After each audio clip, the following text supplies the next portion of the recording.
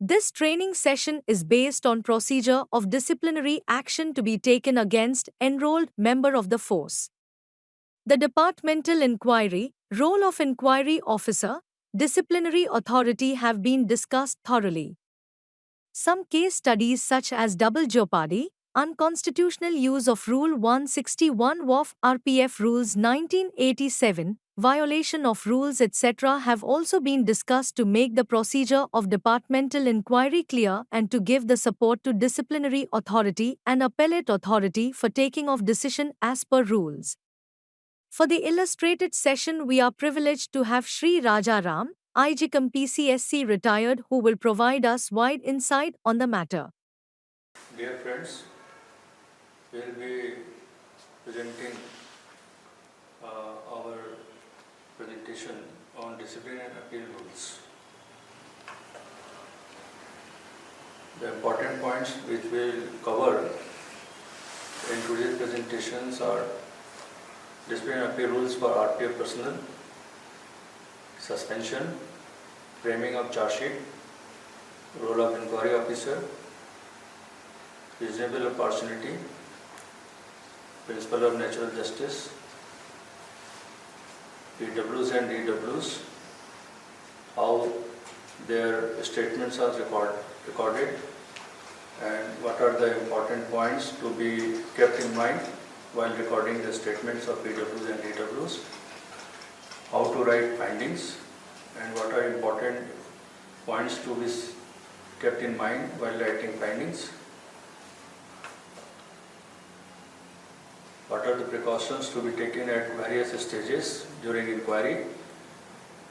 How we monitor our proceeding and adhere to the time limit to complete the inquiry.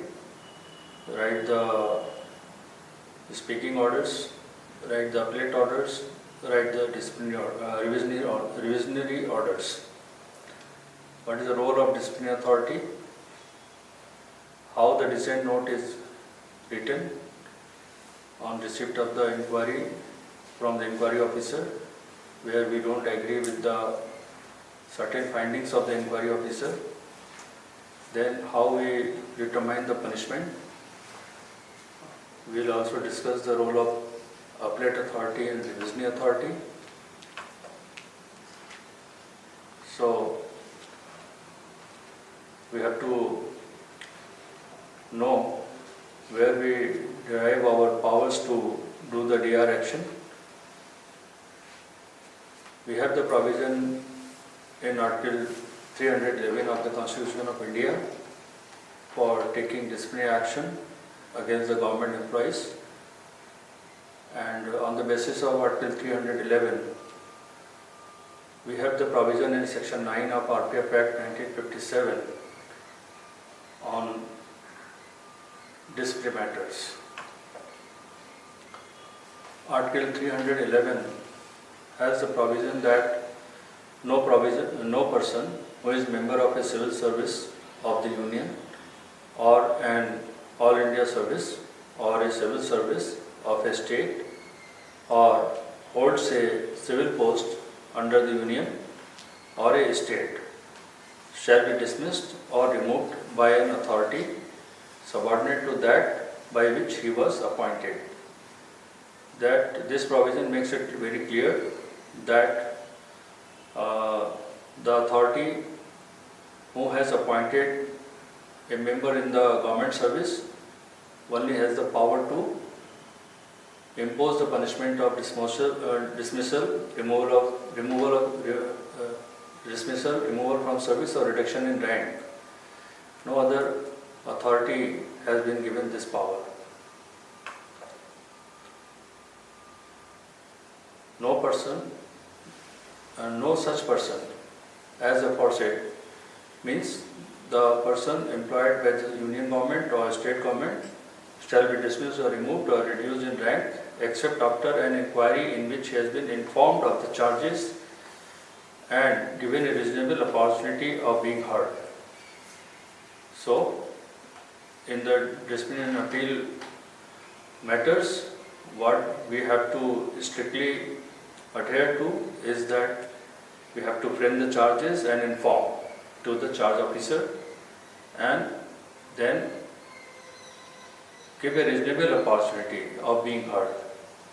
Reasonable opportunity of being heard has been further explained in the rules as to what are the stages of inquiry which constitute the reasonable opportunity.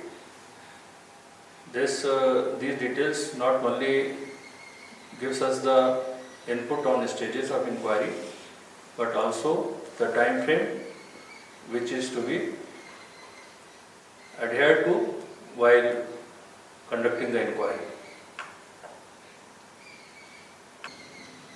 The punishment of dismissal, suspension, reduced in rank, etc.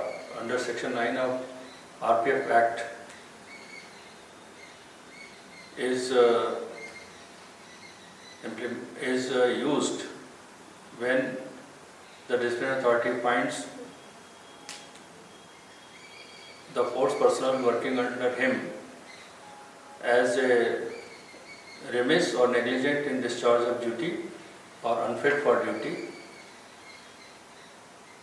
The disciplinary authority has the option of giving the punishments mentioned in Section 9.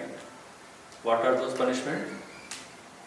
One is that fine to any amount not exceeding 7 days pay or reduction in pay scale, confinement to quarters for a period not exceeding 14 days, with or without punishment, drill, extra guard, fatigue or other duty. The disciplinary authority has a further option of giving punishment to remove him from any office of distinction or deprivation of any special emolument. Now, Section 9 further provides that if any enrolled member of the force is aggrieved by any order of the punishment, he may prefer an appeal within 30 days to the next higher authority. This 30 days starts from the date the punishment order is served upon the charge officer. There is a provision of appeal. The appellate authority can enhance the punishment, but he will have to give the reasonable opportunity to the charge officer of being heard. In addition to the provision of code of conduct in RPF rules, we have further provision of code of conduct as per Rule 117 of RPF Rule 1987 of the railway extent rules. RPF member of the force are subject to the provision of RPF Act rules and also extent railway rules, which are actually framed for railway servants but have been provided for RPF officials also of the corresponding the punishments and this thing. Members of the RPF as per Rule 117 are subject to the rules which are not prescribed in RPF rules of the extant railway rules.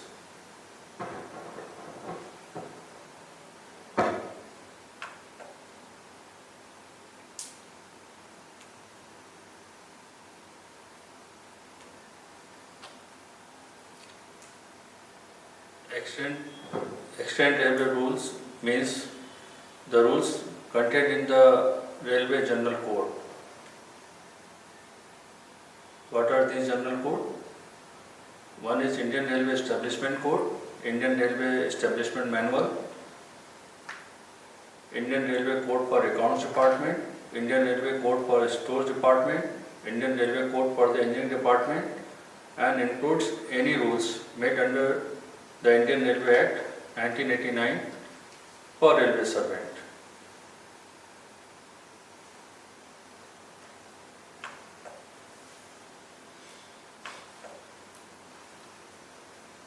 we come to the topic of suspension. Suspension is an executive action whereby a railway servant is temporarily kept out of duty pending final action against him for criminal offences or acts of indiscipline, misconduct, etc.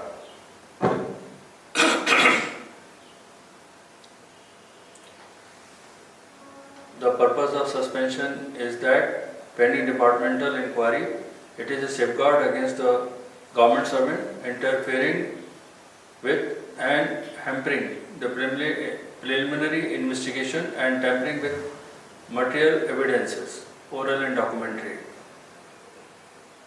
Suspension is not a penalty.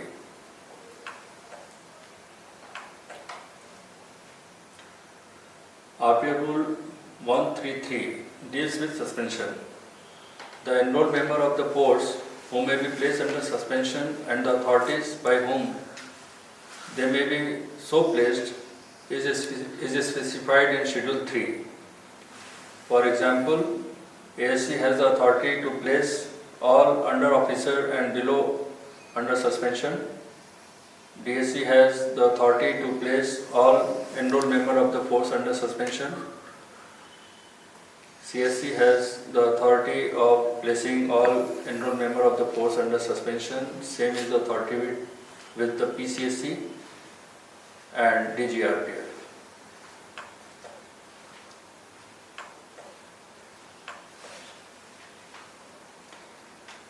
Assistant Security Commissioner of RPF has been given the authority to place a sub-inspector under suspension, and Inspector RPF has been given the authority to place a member of the force of the rank of under officer under suspension. These two officers, Assistant Security Commissioner and inspectors, have been given this authority under the following circumstances: to prevent an assault by a delinquent or use of criminal force by him against any higher officer or his colleague or any enrolled member of the force subordinate to him in the rank or position.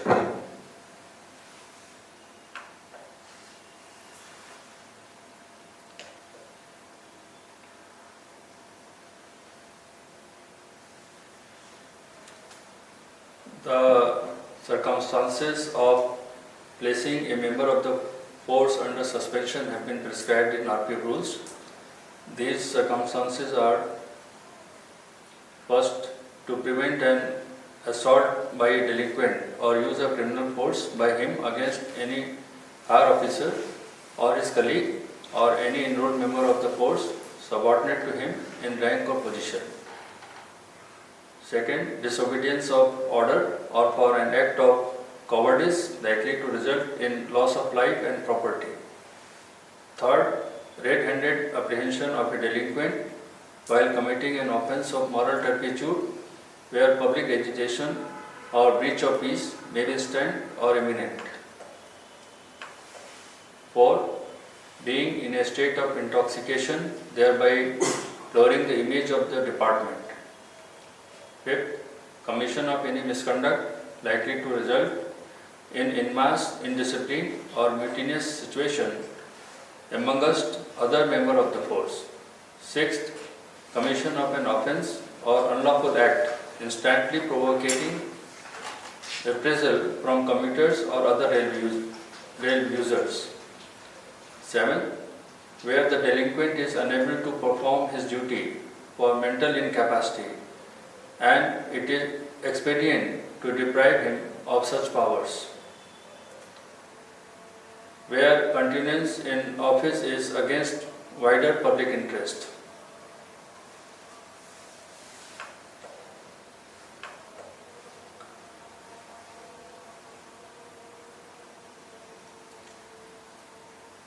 RPF Rule 134 prescribes the suspension of any superior officers or any enrolled member of the force as under A.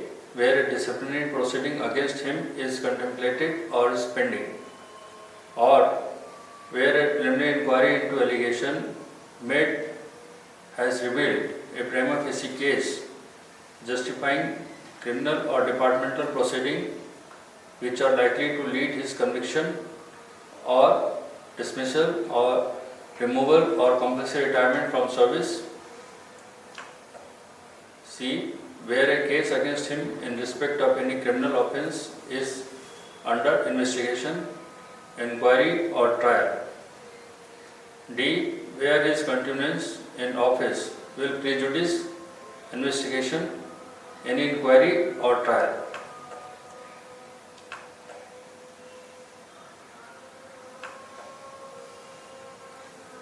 Or where his continuance in office appears to be against the wider public interest, or where he is suspected to have engaged himself in activities prejudicial to the interest of the security of the state.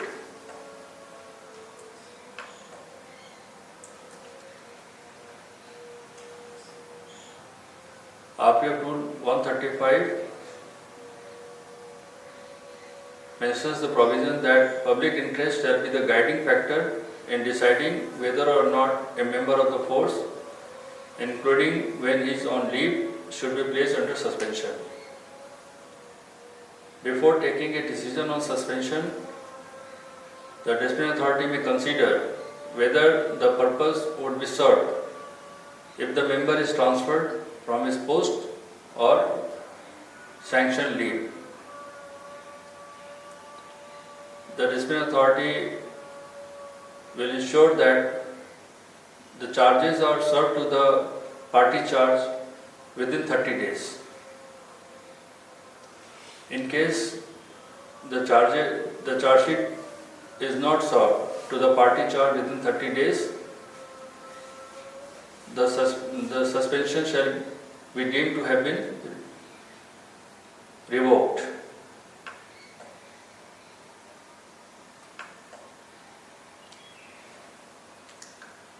RPF rule has a provision of deemed suspension. The circumstances of deemed suspension is that if the member of the force is detained in custody, whether on a criminal charge or otherwise, for a period exceeding 48 hours. This means that if the member of the force is detained in custody for whatever reason exceeding 48 hours, the suspension is taken from the time the member of force has been taken in custody.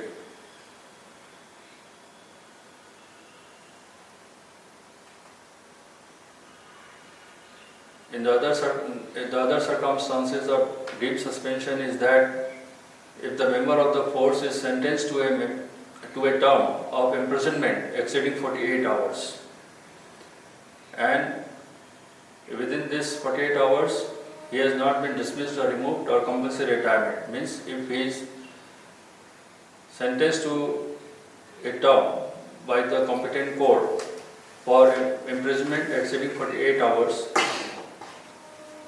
and he has not been dismissed or removed or compulsory retirement, he will be deemed to be under suspension from the date the sentence has been imposed.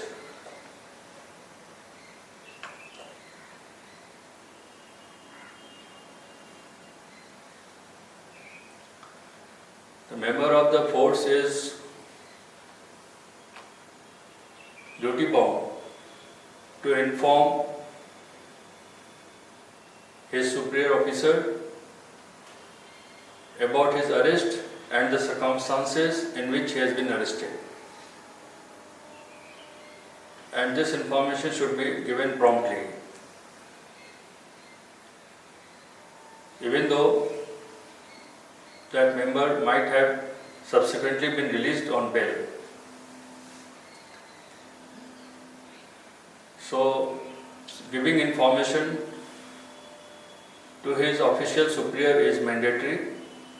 Even the custody is not there for 48 hours.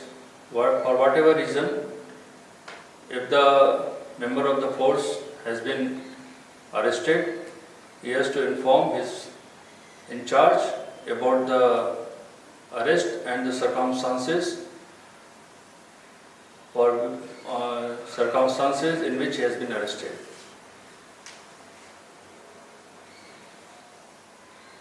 On receipt of such information, the disciplinary authority will decide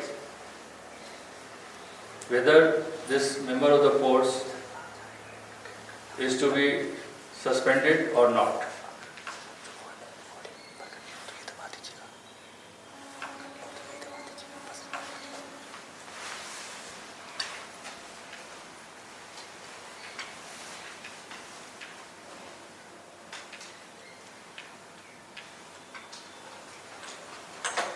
If the member of the force fails to inform his arrest and circumstances to his official superiors, it will be treated as a suppression of material information.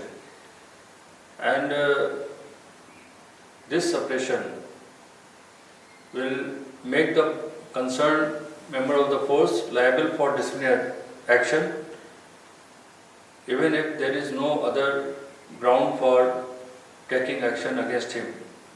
This suppression itself is a ground for taking disciplinary action against the member of the force.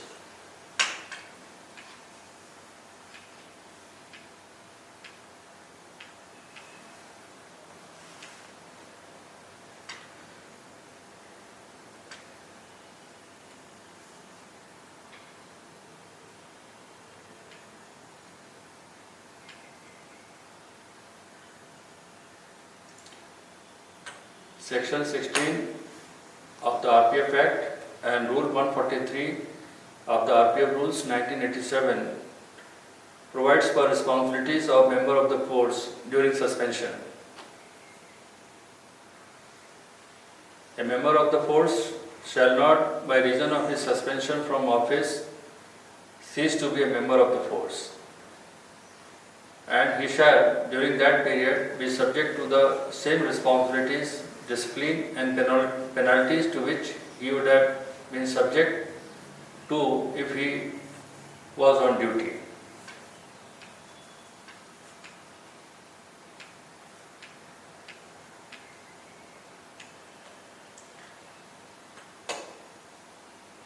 During suspension, the member of the force will stay at his headquarters or at such place as specified by the disciplinary authority. The suspended member of the force shall present himself daily for attendance to the authority nominated by the disciplinary authority. He shall not leave headquarters.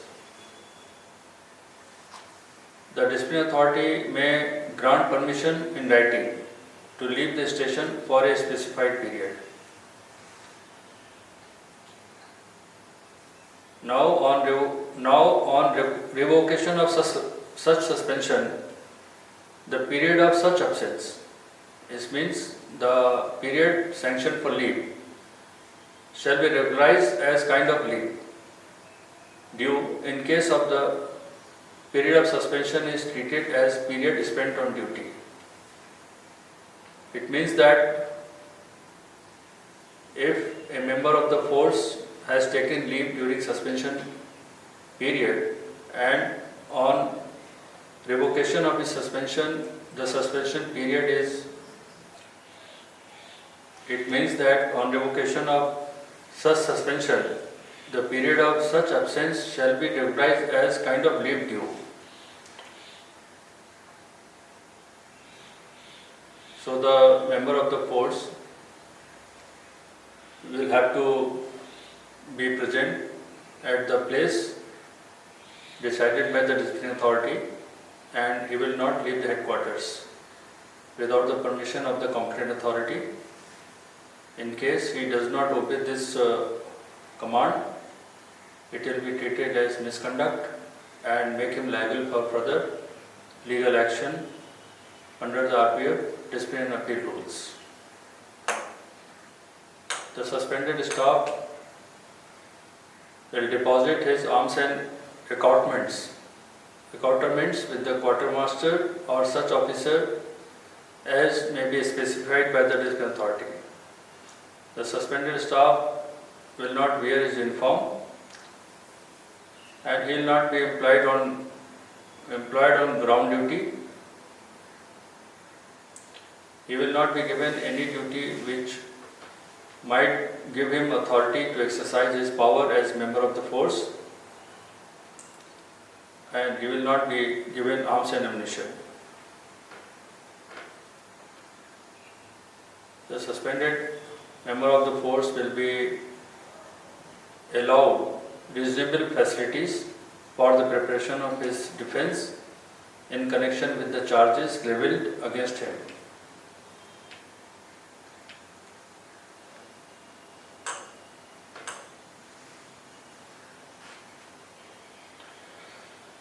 There is an important aspect of DAR called review of suspension. An order of suspension made or deemed to have been made under RPF rules shall be reviewed before the expiry of 90 days. Disciplinary authority has to remember this period of 90 days and monitor it.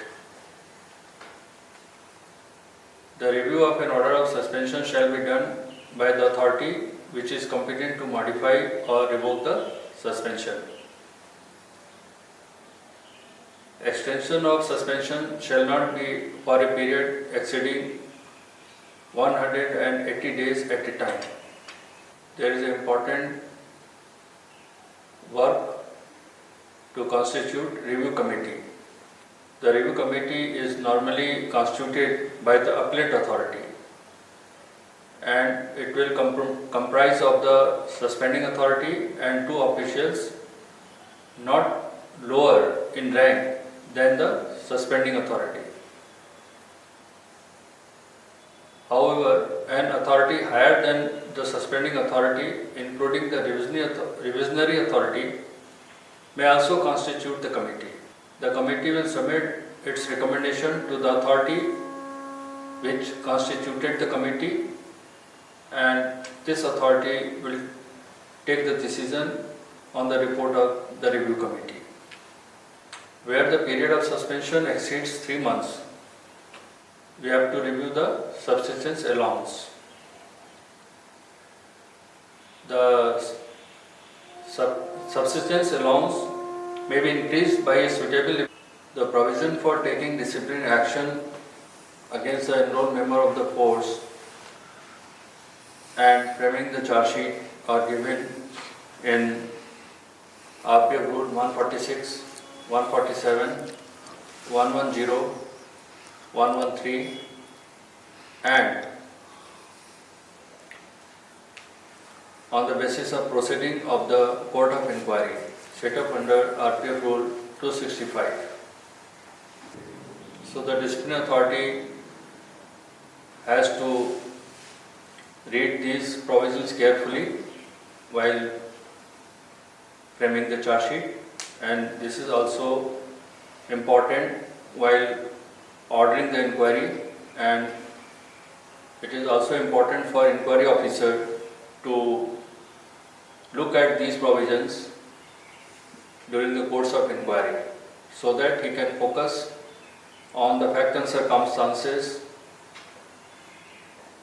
which cover the provisions under these rules. Important points to note for the charge sheet. Sometimes while ordering the inquiry, the disciplinary authority does not give the comprehensive order. So, to take care of this aspect, the disciplinary authority has to remember that his inquiry order should include 5 W's and 1 H. These 5 W's are when, where, what, why and who.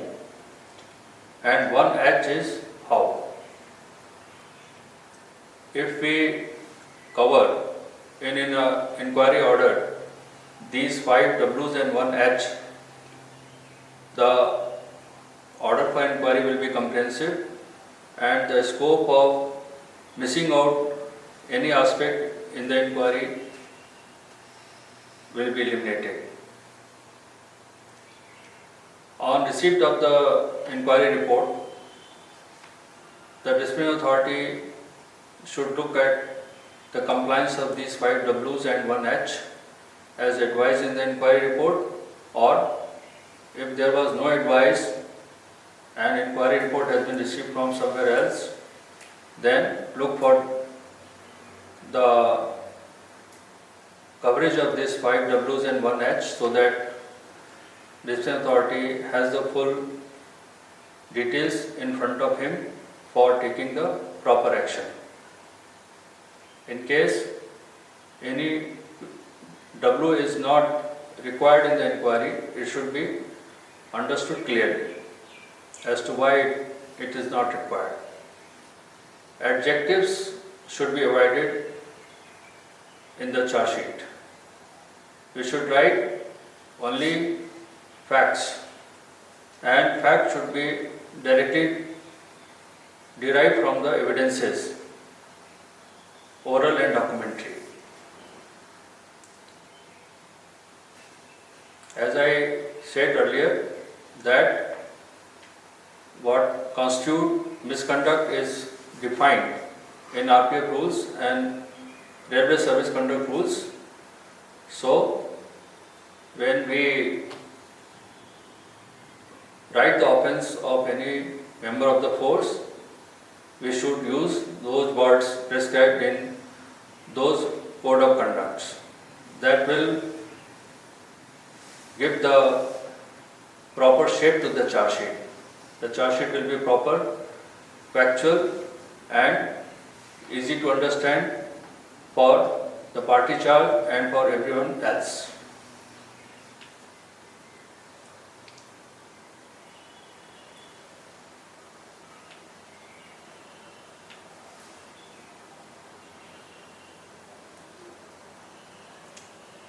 The documents which are required to be issued in the charge sheet are Annexure 1, which means that statement of article of charge. Annexure 2 means statement of imputation of misconduct or misbehavior. Annexure 3, list of documents by which the article of charge framed are proposed to be sustained. And Annexure 4, list of witnesses by whom the articles of charge framed are proposed to be sustained. The disciplinary authority should take the precaution of reading all the relevant rules before signing the charge sheet, and Rule 153 provides in detail what are the stages of inquiry. The disciplinary authority should see at what stage his intervention or his decision making is required, and accordingly he should take decision on file. The stages of inquiries are delivery of charge sheet by the disciplinary authority, first sitting on the date as specified by the disciplinary authority, preliminary questions by the inquiry officer, plea of guilty or not guilty before the inquiry officer, then decision of engaging a friend, defense friend, then recording the evidence of prosecution witnesses and cross-examination by the party charged, documentary exhibits,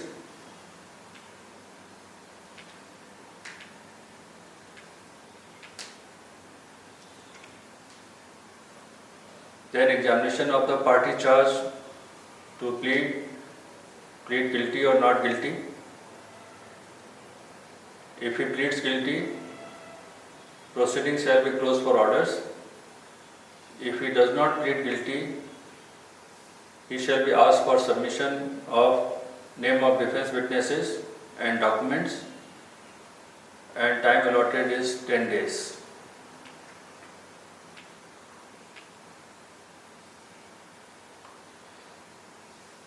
When the defense witnesses have been examined, the statement of the party charge is taken, and any clarification is obtained on the charges and defense taken by the party charge, and after that the finding is submitted by inquiry officer to the disciplinary authority. These are the details of the sequence of the inquiry. There is a provision of ex parte inquiry. Ex parte inquiry is done when the party charge or charge official does not appear before the inquiry officer, or if he appears, he takes certain plea which are not sustainable. In such circumstances, the inquiry officer should hold ex parte inquiry.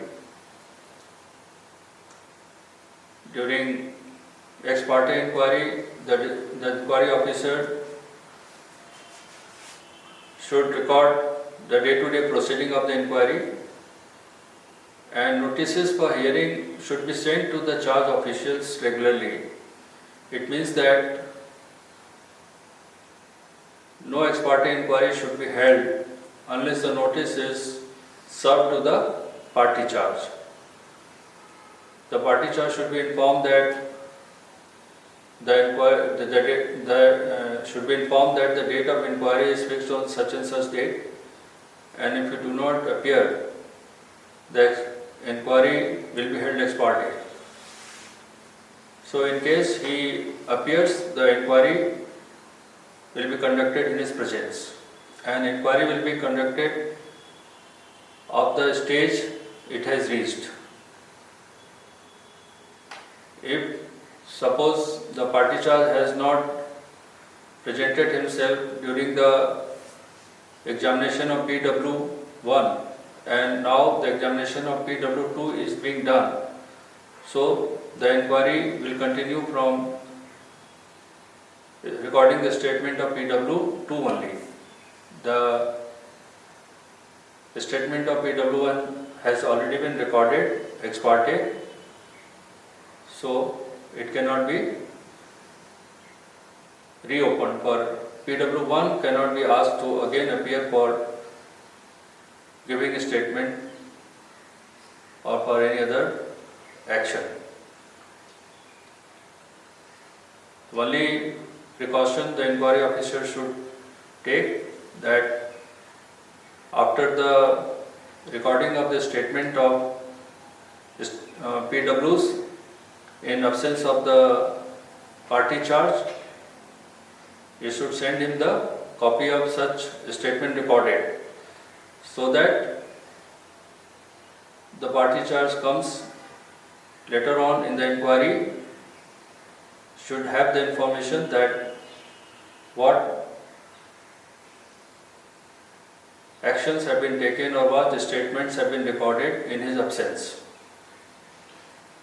The inquiry officer should understand that he is not prosecutor, so it is not his duty to somehow prove the charge. He has been appointed to assist the disciplinary authority in taking a correct and impartial decision, strictly on the basis of evidence on record. So the inquiry officer may ask questions from witnesses with a view to get the answers for a proper understanding of the facts on the charges. He should avoid searching cross-examination unnecessarily. The inquiry officer should focus on the statutory questions. He should inquire from the party charge whether he has received the charge sheet, whether he has understood the charges, whether he accepts the charges, whether he wants some additional document, whether he wants to inspect the originals of documents, whether he pleads guilty to the article of charges, and if not, why, whether he wants to engage any defense counsel, means friend, defense friend,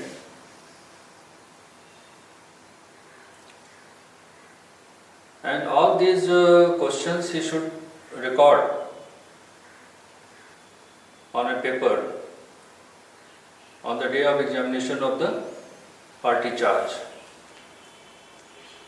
Then inquiry officer should further fix date of inspection of the original of the documents in consultation with the authority where the original documents are kept.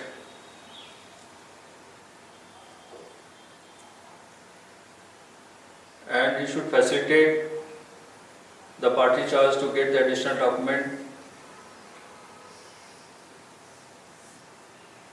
and witnesses if required by the party charge for the purpose of defense against the charge. Obviously, the question of asking the names of the defense witnesses will come later on. Here I am mentioning that these are the highlights of the duties of the inquiry officer.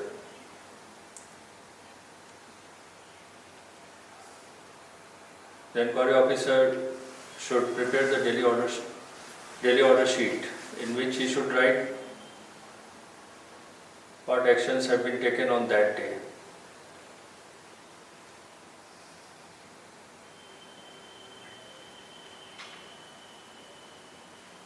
The inquiry officer should issue the certificate of attendance to the parties, and of course issue the notices for next date of hearing and what activities will be done on the next date. Preparation of daily order sheet is critically important in the inquiry.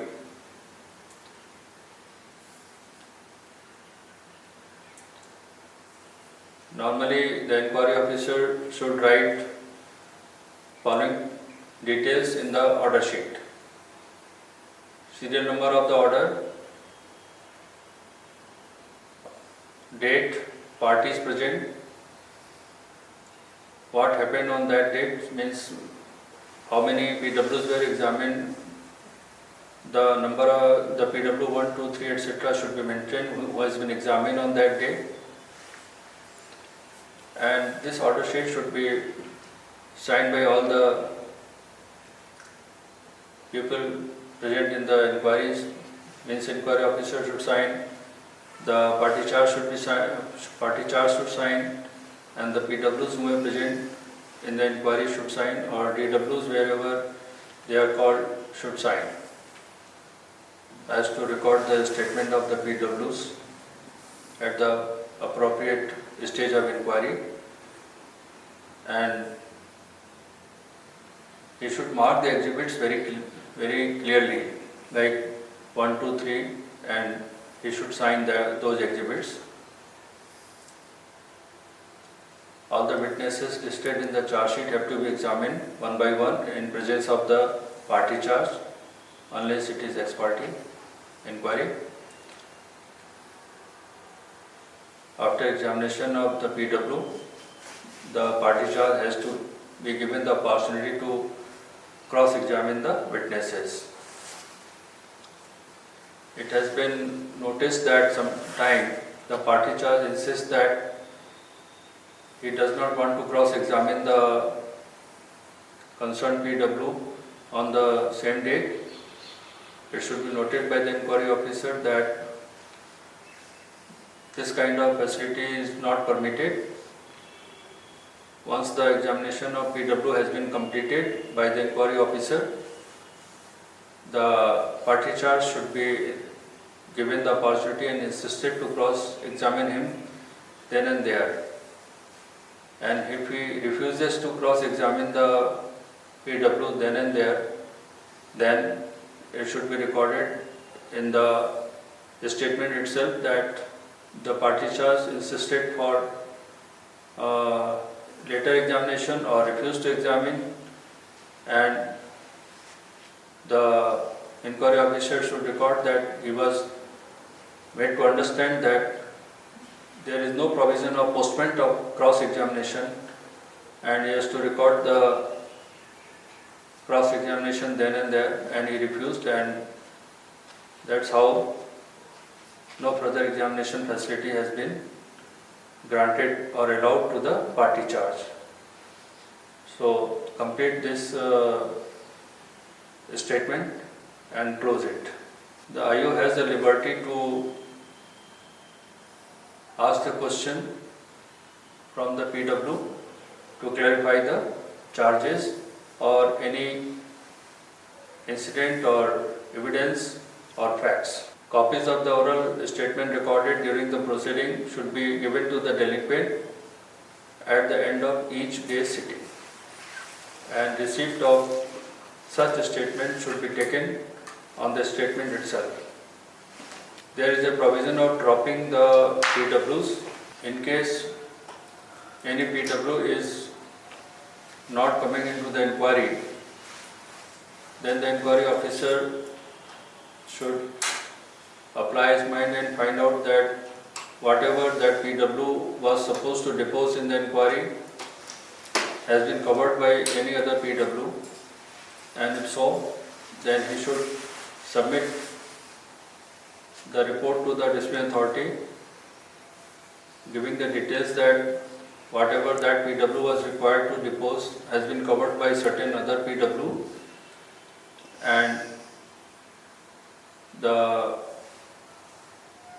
proceeding in the charge sheet will not get adversely affected, and we should recommend that such PWs, since not coming in the inquiry, should be dropped. The disciplinary authority should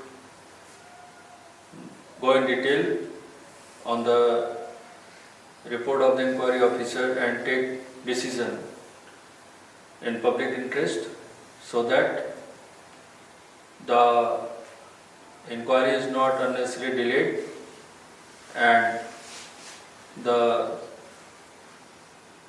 action on the charges is not compromised adversely.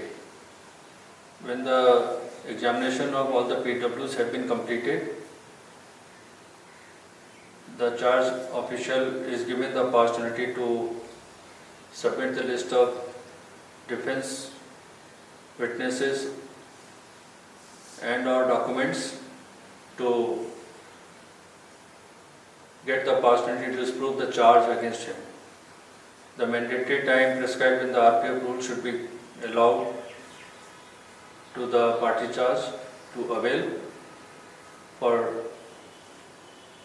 giving the names of the DWs and documents. The inquiry officer should mention it clearly in the notice that only those defense witnesses and documents will be accepted which are strictly related to the charge. Obviously, the defense will be asking for the witnesses and documents which will disprove the charge, so the party charge should explain that how the particular defense witness will disprove the charge, and inquiry officer should allow such defense witnesses to be examined and defense documents to be examined in the inquiry. Again, the inquiry officer should number these defense witnesses as he numbered the PWs, and also documents, if any received in defense, should be numbered and should be marked as defense exhibits with numbers. It is not obligatory for the inquiry officer to summon all the defense witnesses. He should call those defense witnesses which are strictly relevant to the charge. Calling the defense witnesses is the responsibility of the party charge. The essence of time should be strictly adhered to. The party charge should be given adequate time, say 72 hours or nearby, so that he can produce the defense witnesses in the inquiry. At the end, the inquiry officer should question the party charge, the circumstances appearing against him in the evidence so produced, to give his side of the story, explanation as to why he thinks that so much evidences produced against him are not proving the charge against him. The charge officer should explain to the inquiry officer as to what is his side of defense, and that should be recorded. It should be also questioned by the inquiry officer to the party charge whether he got sufficient opportunity to defend his case. These all formalities should be covered in the defense statement of the party charge at the appropriate stage as prescribed in the RPM rules. While conducting the inquiry, the principle of natural justice should be adhered to and reasonable opportunity should be provided to the party charge. The principle of natural justice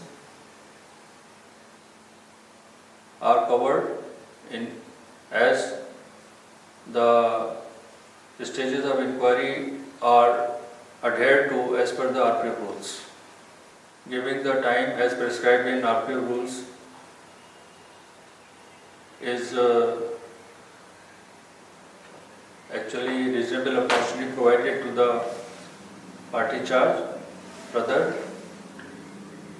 in day-to-day circumstances, what is the time required to the party charge should be assessed by the inquiry officer, and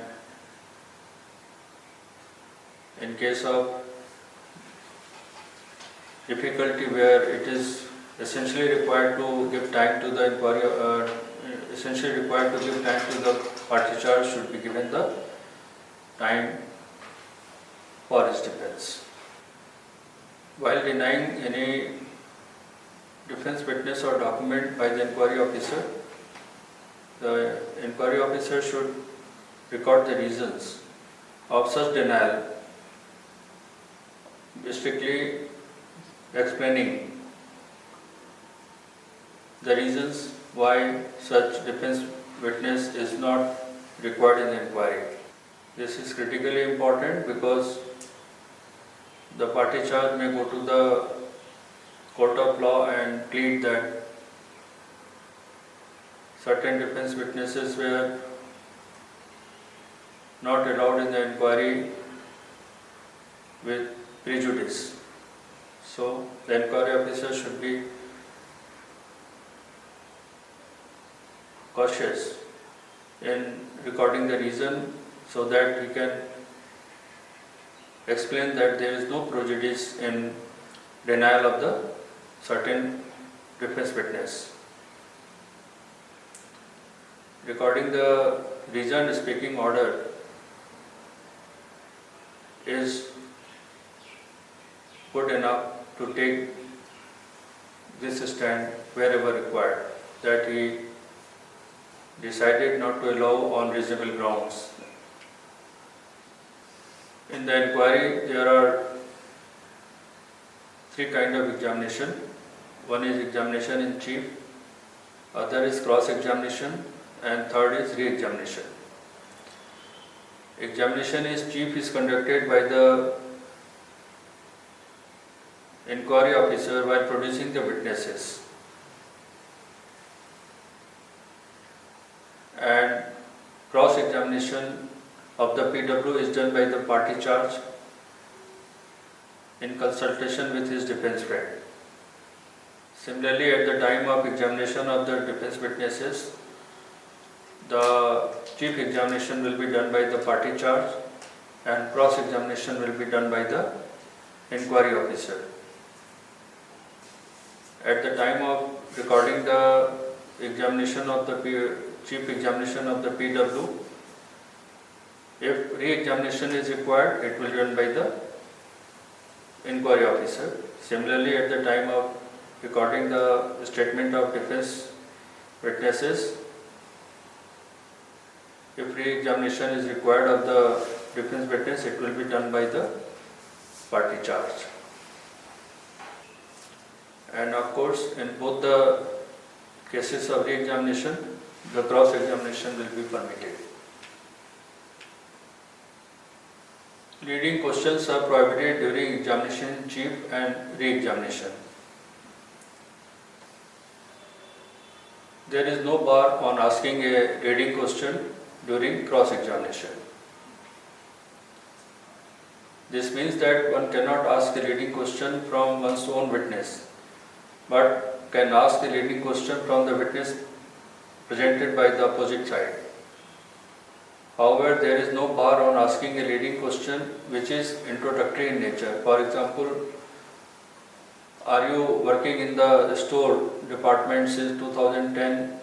This kind of leading question is not barred. During cross-examination, the following questions are not allowed. Questions without any basis, questions which are obscene or indecent, questions which are intended to annoy the witnesses. So the procedure is that if the opposite party raises this question, it will be recorded, and then inquiry officer will record that the PW, or in case of DW, is not allowed to answer this question, as this is the irrelevant question, or it is not required for the purpose of proving or disproving the charge. The statement of the witnesses may be recorded either in narrative form or in question-answer form as deemed suitable. Generally, examination is recorded in narrative form. Sometimes it is also recorded that the witness confirmed the statement given by him during preliminary investigation or inquiry and said that he had nothing more to add and modify. This kind of statement recorded during the examination of PW is accepted. Then the statement given by the PWs in the preliminary inquiry is taken for further cross-examination. Cross-examination and re-examinations are in the form of question and answer. It is desirable that the question and answers are numbered for the sake of easy reference for the inquiry report. Witnesses are asked to sign on each page of a statement, and copies of the statement are given to the party charged under acknowledgement, and also with the recording of the declaration that the party charged has understood the content of the examination or whatever written in the document. The inquiry officer should not import his personal knowledge of the facts in the case while inquiring into the charges. He should strictly base on the evidence on record. Inquiry officer should strictly work within the parameters fixed by the disciplinary authority. The inquiry officer should submit the inquiry file containing the following documents: order sheet, preliminary papers, charge, statement of prosecution witness, prosecution exhibits, defense statement of guilty or not guilty, statement of defense witnesses, written statement of defense if any, finding of the inquiry officer. So, inquiry officers should submit the forwarding letter in which he should write the documents he is submitting to disciplinary authority, and what I said in that order he should line up his papers and submit to the disciplinary authority. Today we will stop our discussion at this point and tomorrow we will cover the remaining part of our subject matter.